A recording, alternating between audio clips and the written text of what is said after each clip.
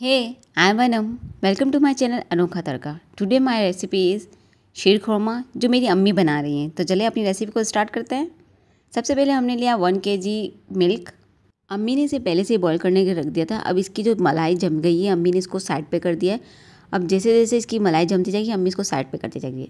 और दूसरी साइड पे अम्मी ने बॉईल करने के लिए पानी रख दिया 2 कप्स. अब इसके अंदर मम्मी डालेंगी सवैयाँ. एक पैकेट था उसमें से मैंने हाफ़ निकाल के इसको बॉईल करने के लिए रख दिया. ठीक है, इसके एक ही उबाल में अम्मी ने कहा अब इसे निकाल दो, ज़्यादा बॉईल नहीं करना. ठीक है. अब उसी जो सवैयाँ थी उसी सवैयों को हम आहिस्ता आहिस्ता मिल्क में ऐड करेंगे और स्पून को चलाते रहना है, आपने रुकना नहीं है. ठीक है, अब इसमें ऐड कर लिया, स्लोली मैंने ऐड कर लिया सवैयों को.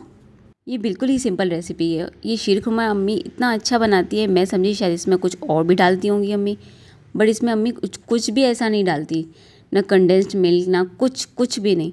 मैं कहती हूँ अम्मी आप इतना अच्छा कैसे बना सकती हो. मैंने बहुत से लोगों के खाए हैं कि शीर खुरमा में इतना अच्छा टेस्ट आता है, बिल्कुल खोए जैसा. अम्मी ने कहा बेटा मैं इसी चीज़ों से हमेशा बनाती आती हूँ. फिर मैंने अम्मी को कहा अरे यार अम्मी इतनी सिंपल सी रेसिपी है, कुछ नहीं है इसमें इतना ज़्यादा कुछ. अम्मी ने कहा यही तो चैलेंज होता है कि इतनी सी चीज़ों में इतनी अच्छी चीज़ बनाओ. फिर अम्मी ने डाला कार्डेमन पाउडर ½ टीस्पून. फिर अम्मी ने फिर से अपनी बात शुरू कर दी कि यही चैलेंज होता है कि आप इतनी सी चीज़ों में अच्छी चीज़ बनाओ और आपको दे दी जाती है वो चीज़.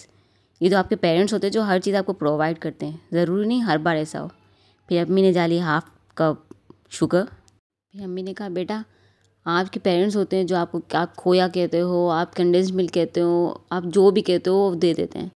कभी कभी आपको कहा जाता है कि इतनी सी चीज़ों में बनाओ, हमने भी बनाई है तो आप भी बनाओ और अच्छा बनाना. तो यही तो चैलेंज होता है. तो कभी कभी इजी रेसिपी देनी चाहिए सबको ताकि उनको भी बनाना आ सके कभी ऐसी सिचुएशन में. इसलिए मैंने अम्मी की रेसिपी आपके लिए रिकॉर्ड की है क्योंकि ये इतनी इजी है. अब मैं टेस्ट करूँगी कि इसके अंदर शुगर सही है कि नहीं, क्योंकि हम इतना शुगर नहीं खाते हैं इसलिए मैंने ½ कप डाली थी. आप अपने टेस्ट के अकॉर्डिंग डाल सकते हैं.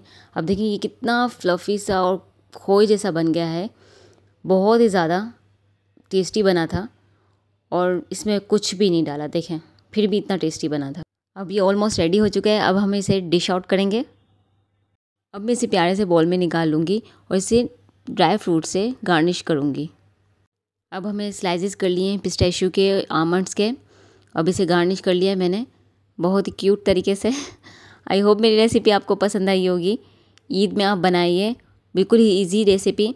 और समटाइम्स आपके उस सिचुएशन ऐसी आ जाती है कि आपके पास कुछ चीज़ें नहीं होती हैं तो आप ये चीज़ बना सकते हो ईजीली.